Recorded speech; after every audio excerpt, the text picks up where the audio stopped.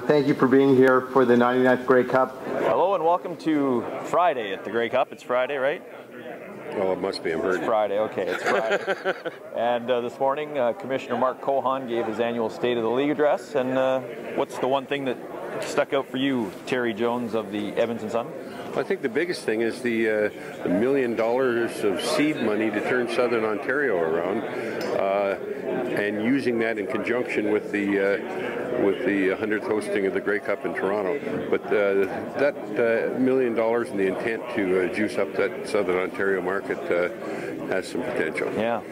He also talked about his future. His contract is up next year. Do you get a feeling we'll be seeing him next year at this time? Well, he basically said the league's told him they want him back and that he wants to be back. Mm-hmm. So that tells me that he wants more money than they're offering him. But yeah, I think we'll be back. Absolutely. And the TV ratings? The TV ratings are really interesting because they, in the release they put out before he did his speech, they phrased it that they're, over the last 2 years, well, they were really good last year, yeah. and they had a significant drop this year, and so there's some interest in exactly how that happened, and I think the biggest reason is that the bottom fell out of that Saskatchewan market, and they provide numbers right across the country in different markets, and Southern Ontario was weaker than normal, let's phrase it that way. Yeah. But basically, you know what? I think at some point or throughout significant points of the season, everybody didn't like their own club. I mean, it was a wonderful year. I mean, unpredictability was never any higher than that. Yeah. But, in Winnipeg started strong, and then there was a point where they didn't like their club. Edmonton started strong, didn't like their club.